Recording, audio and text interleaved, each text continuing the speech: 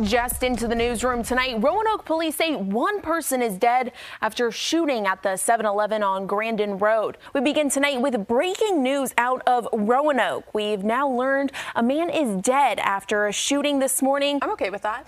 Oh, you are? Yeah, I love the heat. Oh. I know you aren't a summer person, but I am happy with those 90 degrees. And your wish is going to be granted. I'm a Virginia Beach girl at heart. I want the heat. Now, the humidity I could do without, but the heat, bring it on. A Virginia singer-songwriter is going viral after releasing a song titled Rich Men North of Richmond.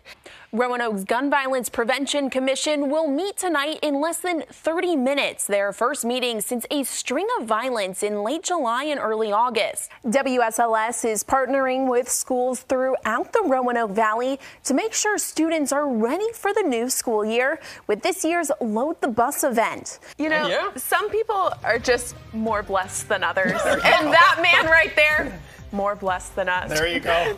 Your local weather authority has issued a Weather Authority Alert Day.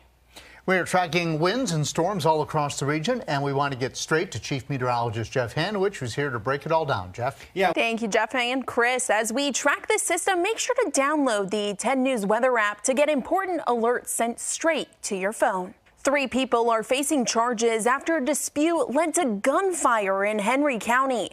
Deputies say they responded to a call on Dale Avenue in Fielddale last night about a drunk driver who hit several mailboxes and got into an altercation with neighbors. The men you see here on your screen were arrested for that incident. It's believed Alan Parks opened fire on Dempsey Martin, who was the driver. Then Joe Patton joined in on the fight. We're told the 2 neighbors are charged with unlawful wounding, while Martin was taken in for DWI.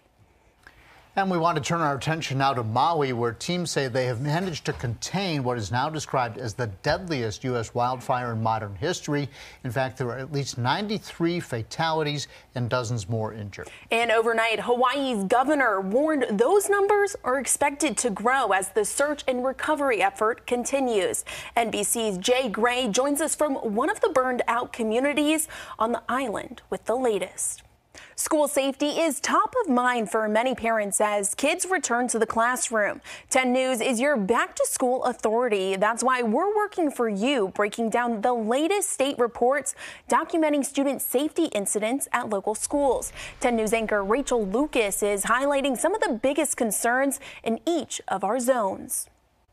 On Tuesday, Radford University faculty and staff will welcome students to campus for the first of 3 move-in days. This is a Highlander tradition to welcome students for the new academic year. Move-in day is the start of the semester at Radford University. The beginning of several days of activities are designed to help new and returning students become acclimated to campus. Move-in day is an all-day event starting at 8 a.m. going until 5 p.m. And still ahead, empowering children one superhero toy at a time. One local family's efforts to give back to kids in the hospital.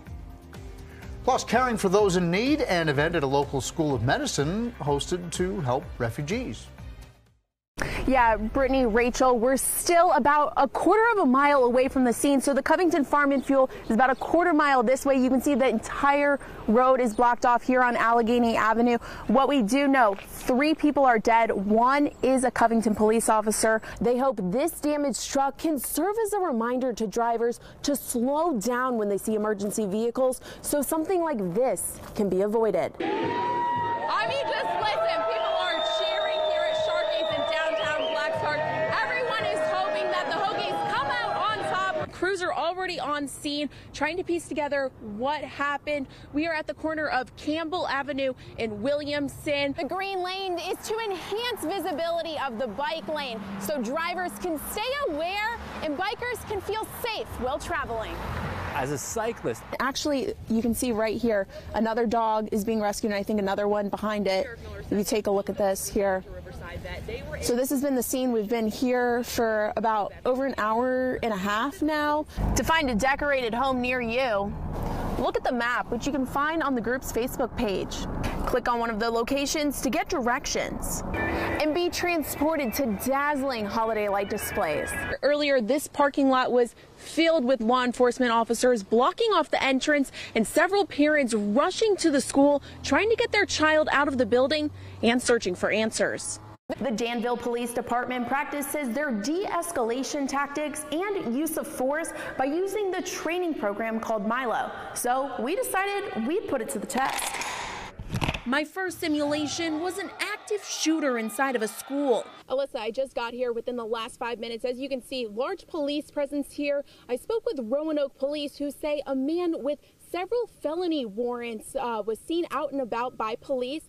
Police tried to confront him. He then ran inside to a residence in a home here on 16th Street, southeast in the Riverdale area. Now I'm going to step behind and give you guys a better look. There are tactical units on scene. We are told for the past couple hours they've been trying to negotiate with him to get him out of the house. The smoke detector is what woke up a child who was asleep inside this house.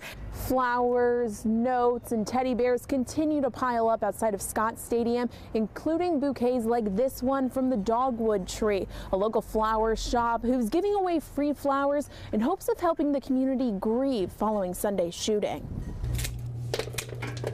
With the snipping of a stem and the tying of a ribbon, these flower bouquets from the Dogwood Tree are ready for their mission. I think the flowers are just a symbol of hope. People use them to, bring themselves comfort and to share their both grief and joy in being together and being able to carry on and persevere. One of the Dogwood Tree's wholesale partners, Katie and Company out of Richmond, donated 1,500 flowers for the store to put together bouquets and offer to customers for free, whether the bouquet is for themselves, a loved one, or to place at a memorial somewhere on UVA's grounds. We're really, just trying to do whatever we can to feel some normalcy. And so for us, the easiest way to do that is by just using the resources we have and giving these flowers away so that people know that we stand with you and we're UVA strong. Also showing they're UVA strong, the UVA Alumni Association. The organization has put together a virtual fundraiser to show their support for the victims and their families. UVA Strong. The fund is inspired by the community. It's a response to the incredible outpouring of support we got. And the goal is, of course, to be able to provide care for families, victims, survivors, to provide support services for students, and also, of course, to honor those who died in the wake of the tragic shooting.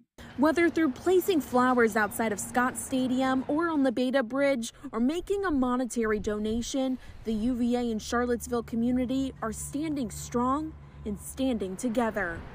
It has been incredible. The strength of this community has continued to humble us. We just want to do what we can to let the whole community know that they're supported. The university's memorial service is scheduled for Saturday at 3:30 at John Paul Jones Arena. Just a year and a half ago, Virginia Tech employees Young Jung and Annie Chalmers Williams were complete strangers. Today, they share a special bond after undergoing a live donor kidney transplant. She gave me a new life, and she gave me a new lease on life, and I'm grateful to her sacrifice and generosity. Summer 2021, Young began to suffer from kidney failure and was in desperate need of a transplant. After hearing he could be spending up to 5 years on the transplant list, he took to social media in hopes of finding a live donor. In January 2022, I did a post on Facebook and asked my friends and friends' friends to share, and that's how I got my words out, and that's how I received an email from Annie. I had a little voice that said, "This is your person. This is the person," and so I emailed. After months of tests, it was determined Annie was a perfect match. In January 2023, Annie gave her left kidney to Young.